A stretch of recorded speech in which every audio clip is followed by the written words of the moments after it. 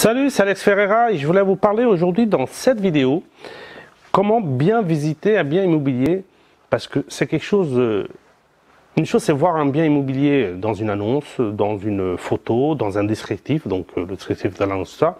Autre chose c'est le terrain. Et des fois, quand on regarde une annonce, on regarde les photos de l'appartement et tout ça, on y idéalise le bien, un appartement ou une maison, et des fois quand on arrive sur le quartier, on est déçu parce que c'est pas du tout ce qu'on espérait tout ça. Donc il faut éviter déjà de se déplacer pour rien.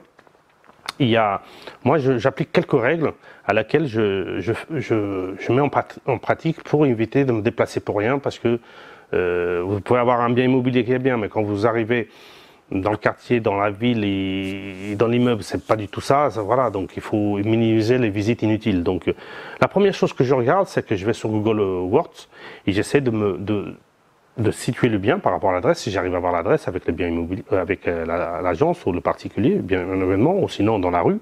J'essaie de m'imprégner déjà de la rue, du quartier. Ça me donne déjà une première impression de savoir est-ce que je suis devant des barres d'HLM, est-ce que je suis devant des grands immeubles, est-ce que je suis dans une ville, dans une rue ou un quartier qui est délabré, qui a un truc de recyclage qui donne des odeurs. Est-ce que je suis collé à une ligne de train pour le bruit? Est-ce que je suis à côté d'un aéroport par rapport au bruit des avions et tout ça? Donc ça permet déjà d'avoir une première idée déjà. Et si cette première idée elle est bonne, donc quand je fixe un rendez-vous pour aller voir un bien immobilier, j'essaye de venir une demi-heure avant. Pourquoi? Parce que ça me permet quand j'arrive, déjà de cibler, d'aller devant un truc. Déjà ça me permet de regarder l'immeuble et sans avoir la personne, donc soit l'agence, soit les agents immobiliers, soit le propriétaire à côté de moi. Donc ça me permet de voir comment je trouve l'immeuble de l'extérieur. Première chose, la rue, d'apprécier la rue, les commerçants et tout ça. Aller poser des questions aux commerçants, à la boulangerie, comment il est le quartier, comment il est la nuit, comment il est la journée, est-ce que ça vit, est-ce que ça vit pas, est-ce qu'il y a du bruit, est-ce qu'il y a de la délinquance et tout ça. Ça me permet de me balader dans les rues à côté et de m'imprégner de l'atmosphère du quartier. Ça, c'est quelque chose d'important, parce que quand vous allez mettre en location, il faut que votre locataire, quand il y va, il sent bien que ça soit en courte durée ou en longue durée. Si c'est en courte durée, que le quartier n'est pas bien ou que la rue elle est pas bien, il va vous mettre en commentaire qu'il faut éviter d'aller sur ce logement. Si c'est en longue durée, il risque de partir avant si par exemple c'est un étudiant de 9 mois, peut-être qu'il risque de partir au bout de 2 mois ou un truc comme ça, parce que c'est mal fréquenté et tout ça. Donc déjà, première chose, voir sur Google Earth. Deuxième chose, se balader dans le quartier. Donc ces 30 minutes, ça donne déjà une idée de s'imprégner du quartier, de la rue, des commerçants, de l'atmosphère, tout ça. C'est quelque chose de très important, et ça permet d'avoir déjà une bonne idée de l'endroit où il se trouve. Et comme ça, quand l'agent immobilier arrive ou quand le propriétaire arrive, déjà vous êtes déjà imprégné du quartier et de la rue. Une chose qu'il faut regarder quand vous êtes devant, c'est de bien regarder la façade des meubles. Donc voir est-ce qu'elle est délabrée, est-ce qu'elle n'est pas délabrée, est-ce qu'il y a des fissures, comment c'est et tout ça. Si vous pouvez accéder après à la cour, s'il y a une cour derrière, si vous pouvez accéder, c'est bien aussi d'aller bien visiter la cour. Ça, c'est quelque chose d'important. Avant, même si vous essayez de voir si la porte est ouverte de l'immeuble, si vous pouvez accéder à la cour, ça c'est quelque chose d'important. Autre chose, si vous avez accès avant la visite ou même pendant la visite, surtout il faut être attentif aux boîtes aux lettres, c'est-à-dire dans quel état sont les boîtes aux lettres et tout ça. C'est des boîtes aux lettres qui sont nickel, qui ne sont pas tordues, griffées et tout ça. Ça veut dire que la propriété elle est bien entretenue.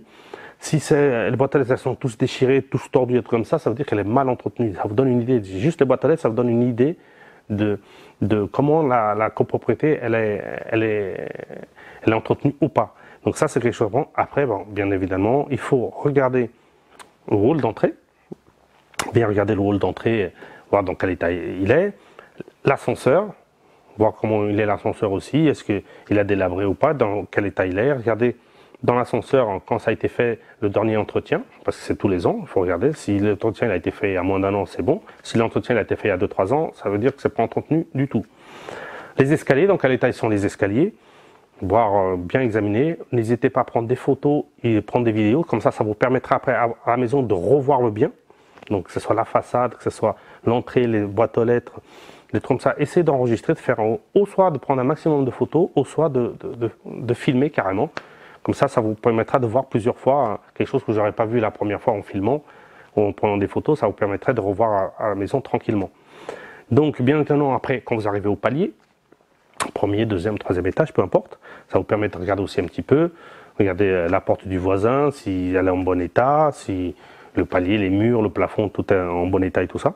La porte d'entrée, vérifiez si c'est une porte blindée ou pas. Si c'est très important si c'est une porte blindée, ça veut dire que ça sécurise votre appartement et ça sécurise le locataire, parce que quand il va venir et qu'il voit que c'est une porte blindée, il est plus en sécurité qu'une petite porte toute fragile. Et après, bien sûr, bien visiter toutes les pièces, chaque pièce, chaque détail, tout ça. Et le fait, comme j'ai dit, de prendre un maximum de photos, de filmer, c'est quelque chose de très bien.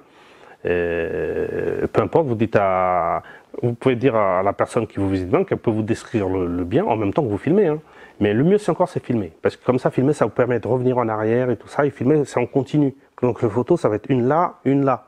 Donc, en filmant, vous filmez tout. Donc, moi, je vous conseille, prenez avec votre smartphone, filmez tout.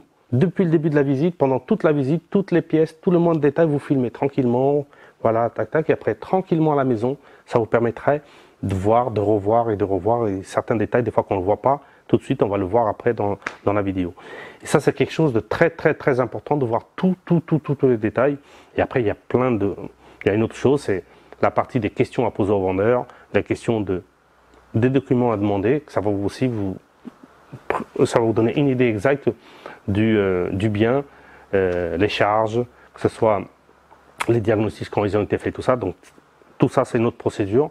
Et surtout, après, voir l'état d'esprit du vendeur pour après étamer une négociation. Mais ça fait partie d'une formation que je suis en train de construire pour vous aider, vous donner plein d'astuces pour optimiser toutes les étapes de l'investissement immobilier. Voilà, donc c'est ce que je voulais vous parler aujourd'hui de comment bien visiter un bien immobilier. On a bien dit, arrivez une demi-heure avant, regardez bien le quartier, la rue, allez poser des questions aux commerçants et après, regardez tous les détails en filmant et filmez un maximum toute votre visite. Essayez de voir que votre téléphone il soit bien chargé pour filmer un maximum et comme ça, tranquillement, de chez vous à la maison, vous allez voir, revoir et tout ça. Ça vous permettra de, quand vous faites une offre, vous avez regardé tous les détails, vous avez tout réfléchi. Donc, si vous voulez, vous continuez à recevoir des vidéos comme celle-là, que j'en mets toutes les semaines, je mets des nouvelles vidéos pour vous donner des astuces, des clés pour bien investir dans l'immobilier. Abonnez-vous à la chaîne. Si vous voulez recevoir 2 heures de formation gratuite que j'ai mis à votre disposition, allez sur le lien en dessous de la vidéo. Ça vous permettra déjà de faire les premiers pas dans l'investissement immobilier. Et je vous dis à la prochaine vidéo et n'oubliez pas, on investit ensemble. Ciao!